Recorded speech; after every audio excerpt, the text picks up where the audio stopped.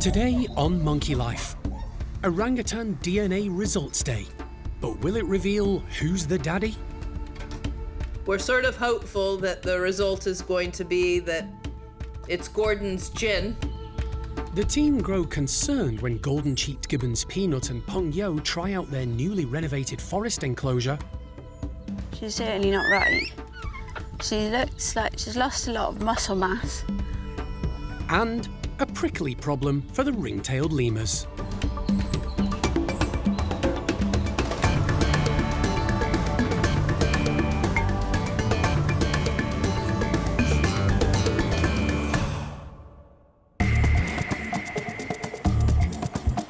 Monkey World in Dorset, buried deep in the English countryside, is the largest sanctuary of its kind on the planet. The team, led by Dr. Alison Cronin, rescue and rehabilitate abused and unwanted primates from all over the world. You just never know how it's going to work. The park provides a home for more than 260 primates from 24 different species.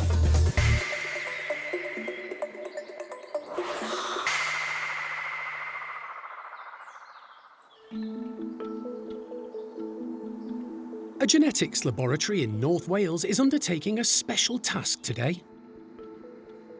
The lab specialises in human DNA testing for personal, legal and forensic needs.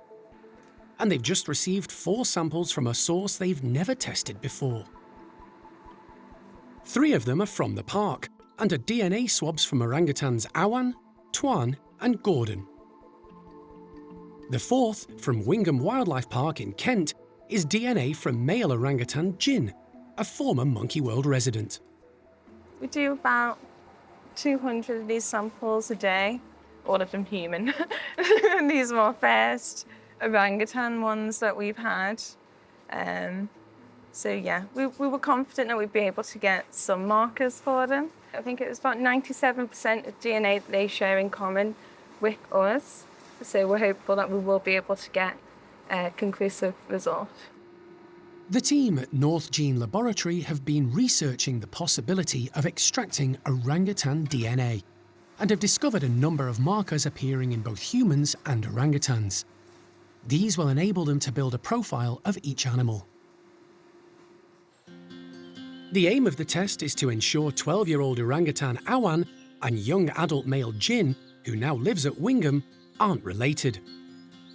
The pair grew up together after Xiao Kuai adopted Awan when her mum rejected her. The plan is for Awan to move to be with Jyn, but only if they don't have the same father. The move is on hold until the team can confirm the orangutan's paternity. Awan is definitely Jyn's daughter, but Jin's father needs to be confirmed, because Xiao Kuai lived with both Jyn and Gordon around the time of Jin's conception. As no one wants an adult brother and sister living together, DNA is the only way to be certain they're unrelated. They wanted to be sure that there was no common parent, so we were certain that we could potentially do it after our initial research. DNA is a molecule containing a genetic code unique to every individual. The information coded in DNA is hereditary, meaning it passes from parent to child. Once the swabs have been analysed, the results are viewed and compared on a computer. If any of the animals share the same peaks, the likelihood is they're related. And with Jyn and Gordon, it looks as if it's a positive result. It's incredibly exciting that we've been able to get a conclusive result for both orangutans.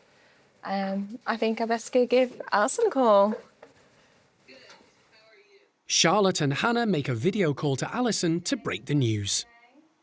We're sort of hopeful that the result is going to be that it's Gordon's Jyn, as opposed to the other way around. We'll have to wait and hear from you guys.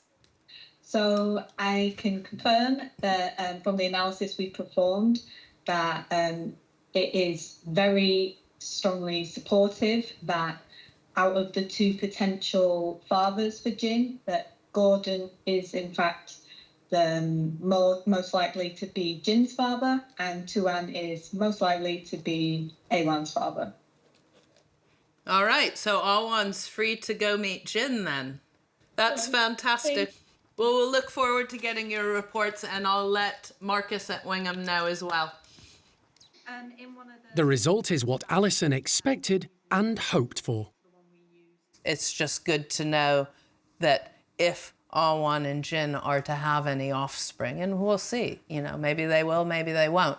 But if they do, they're unrelated individuals, and actually probably far more unrelated than a lot of other orangutans within the European population that's been established for so long. So, you know, Tuan, Gordon are very important individuals genetically, and we just need to make sure we're doing the right thing with them. Also waiting for the results is Marcus Wilder, the curator of Wingham Wildlife Park. Jyn is actually most closely related to Gordon and not Tuan. So that is what we had suspected from the very beginning, and it means that the recommendation for Awan to come to you to be with Jyn is all good. Good. Yeah. Very nice. No, we're really pleased because that'll be a much easier journey for her, and Definitely. and those two are probably so far unrelated from their parents being wild caught and so on, that's a good thing. That's perfect.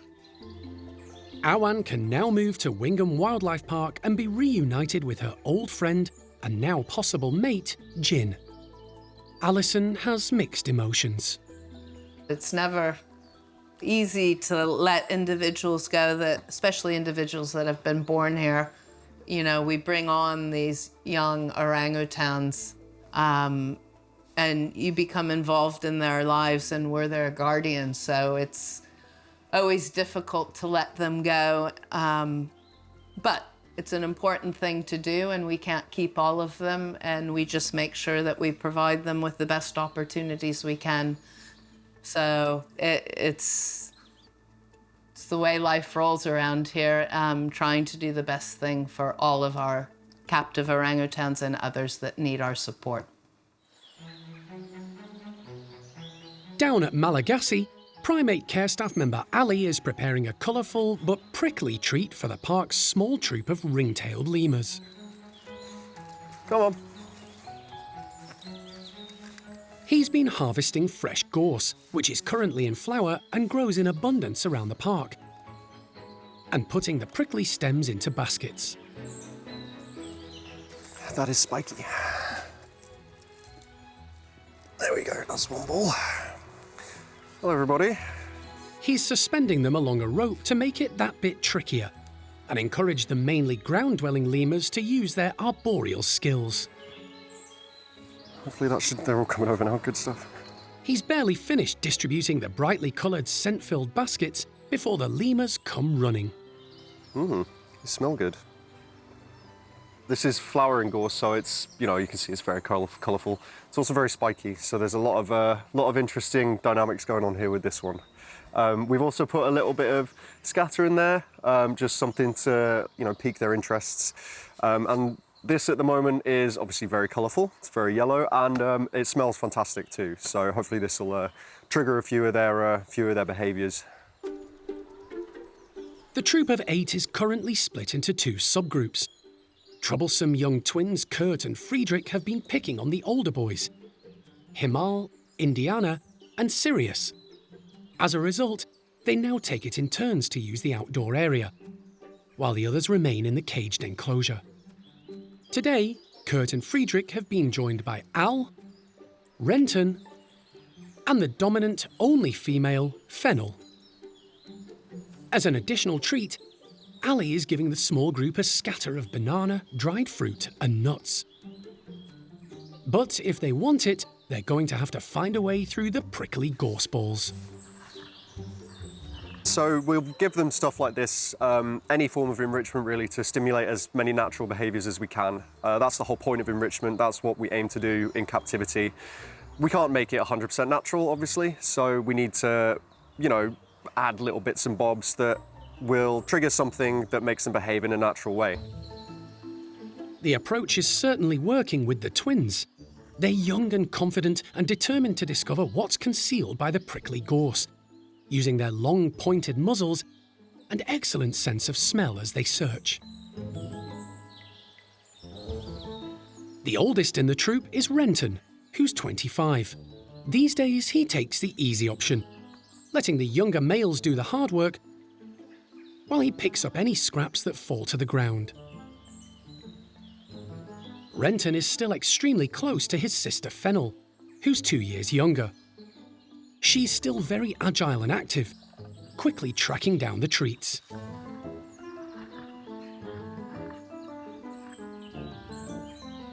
Al is the other young male outside today. Very little is known about his background, but his broken tail suggests he suffered severe trauma during his time in the pet trade. He's adapted incredibly well, but struggles to compete with the more dominant males when it comes to food. Al is at the bottom. He normally gets displaced off food. He normally gets displaced off enrichment like this, and you know, he's had a pretty rough start. He's got a broken tail, so it's at a complete right angle, and that you'd think that would stop him, but his balance is fantastic. He's really good at balancing on the rope, up in the trees. It doesn't seem to slow him down at all, and because he's got that good balance, it means he can reach the stuff that a lot of the other guys wouldn't particularly bother with, and that, you know, that gives him a chance to interact with the enrichment as well as the others. Ring-tailed lemurs are well adapted to tackling prickly and hard-to-reach food sources. Their padded hands and feet allow them to reach into spiky areas, and their thick fur also acts as a protective barrier. Ring-tailed lemurs have a very good sense of smell, with a wet nose at the end of their long muzzles, which helps them find flowering plants. In the wild, flowers make up 5% of a ring-tailed lemur's diet. Today, however, they seem more interested in the dried fruit and nuts Ali has put out, rather than the brightly coloured gorse flowers.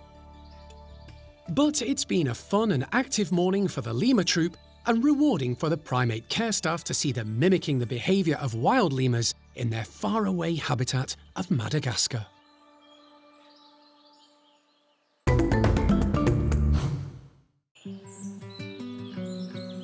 At Chimp Bart's outdoor enclosure, the primate care staff are preparing to bring the whole troop back together again. After 18 months of hard work, careful planning, and occasionally frustrating introductions, they're going to be reunited, with Argentine chimp Sasha now an integral member. We're finally at this point with Bart's group now, where after over a year of ups and downs, trying to get everyone to be nice to Sasha, trying to get her to understand how to behave in the context of a whole group, we're finally at this point where everyone's going outside together for the first time, and yep, fingers crossed it's not going to be pure chaos and a year's worth of hard work isn't going to fall apart instantly, but I'm very optimistic. We've set it up in a good, positive way. I think she's at this point now. We wouldn't be going for it if we didn't think it was the right time, so just got to see what happens. It's been a learning curve for Sasha and the primate care staff. The penultimate test came just a few weeks ago when the female was joined outside by tricky second-in-command, Gamba. It went smoothly, and since then, Sean and the team have been gradually adding more and more individuals to the mix, culminating with both Bart and Gamba outside with Sasha at the same time. Bart is back in my good books now, so after months of driving me insane, of just being a perpetual toddler, just flat out basically he held up these intros for so long, everyone else was fine, and a lot of all these other old people like Buster and Cindy were trying to tell him she's okay, he just wouldn't accept it, and then finally he just seems to be okay with it now, to the point where if someone is giving her grief, he is coming over and he is dealing with it, and he is doing the whole dominant male thing. Like we've seen it just lately with Gamba and Sasha. Like to begin with, he ran in there and he walloped Gamba, and then after that he learned, oh, I don't actually need to go that far overboard with Gamba, I can just be here, and because I'm massive and he's a bit nervous of me, just me being here is going to make him behave. So he's learning as he goes along, so there's hope for him yet. This morning, to distract the chimps and keep them occupied, the team have distributed a large amount of fresh browse along with their normal breakfast. They're also going to release the group from different slide locations.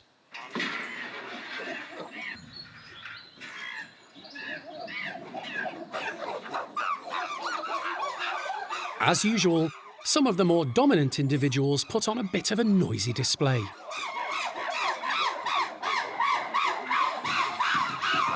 But Sasha is cautious and sensibly stays out of the way. Many of the females, like Beth, are keen to greet Bart and show respect. The dominant male demonstrates just how much he's matured, giving each some attention. Oranges seem the most popular choice for breakfast, with Bart collecting a leader's share. Right now, this is actually really good. I mean, they've come out to a load of food, a load of browse. There's lots of nice scatter out there as well, so it's very exciting, but no one's kind of stopping Sasha, no one's going overboard, like just being too dramatic and trying to defend patches of food. Just everyone's nicely getting involved and stuff in their faces, which is great. For the group in general, everything is back to normal, all outside together. But this is the first time Sasha's been outside with so many chimps at one time. Luckily, she seems to be taking everything in her stride. It's taken her a while for her to get to this point, but she does understand now different things work with different people. I mean, we're going to see how it goes. This is the first day. We will watch this non-stop, see how her relationships are developing still in the context of the whole group, make sure no one's giving her aggravation, make sure she's still getting plenty of food at the feed times. But yeah, this will make things so much easier. So hopefully they'll be a lot more settled, we'll be a lot more settled, and, you know, our lives will just be easier. The team are relieved, and the chimps are relaxed. There'll always be fracas and disagreement within chimp groups, but hopefully this group are now settled. So yeah, this has really been just the longest intro I've ever been part of, and so many ups and downs. We've had moments when we thought, oh, we're nearly done here, and then other moments where we're just like, oh my God, this is never going to happen. She's going to have to go and live with Hananya. But it's great to finally see everyone's out, everyone's nice and quiet, we're all just stuffing their faces, everyone knows she's there, no one's going out the way to interfere with her. For now, everything's looking good, and hopefully I'm finally done with these introductions now.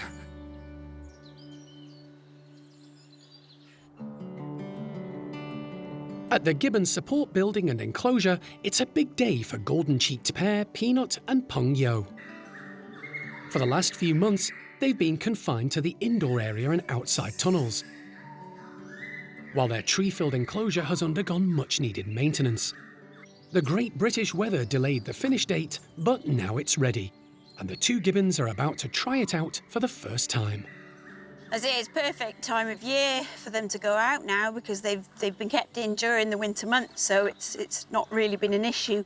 But it's now the sun's coming out, all the new buds are starting to come through, so there's lots of lovely new browse in here, lots of lovely edible trees, nice spacious enclosures so they can move about and brachiate and just be Gibbons. It'll be very exciting, I can't wait. Alison's arrived to see what the long-established pair make of their revamped outdoor space. Time for primate care staff member Sarah to open up.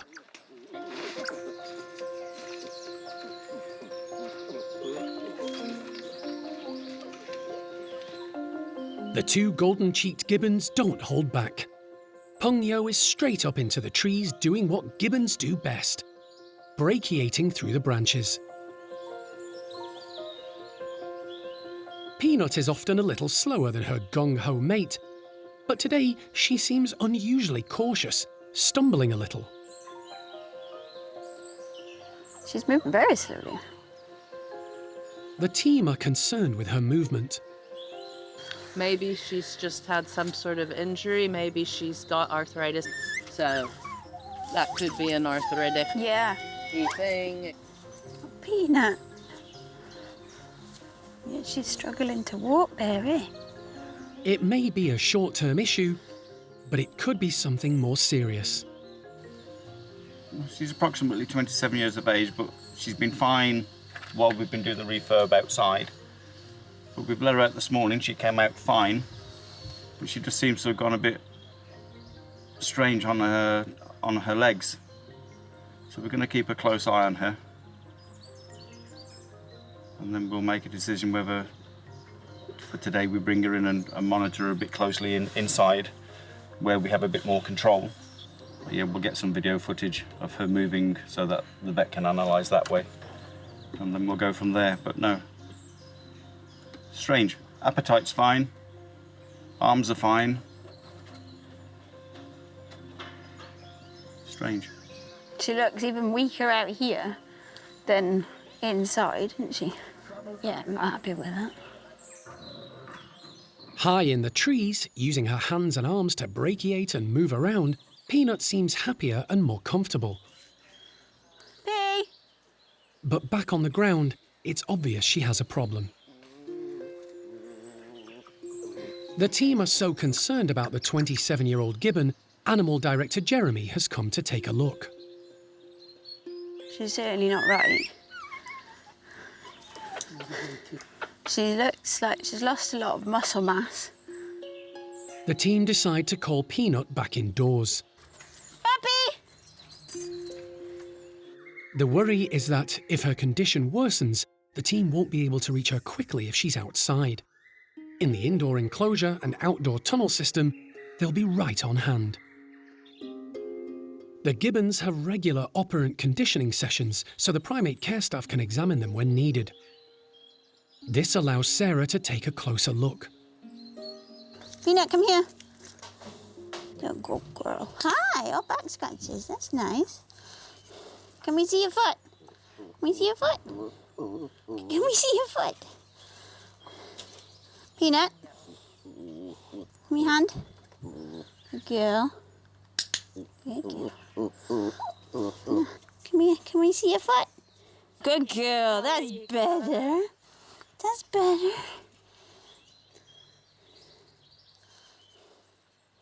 No reaction to pokies. Ah. Or was that sore, Puppet? Okay. Was it the ankle? Something isn't right. Until they hear back from the vet, Peanut will be kept indoors so the staff can keep a close eye on her. It'll be a worrying time for the Gibbon team until they can find out what's going on.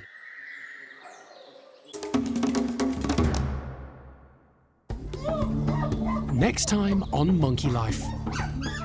Alison makes plans to rehome partially paralysed chimp Chocolat following a visit from her elderly owner. At 23 years old, you know, she's still got potentially another 30 years if she does well to live, Chocolat. And baby silvered langur Dieppe moves into a new home.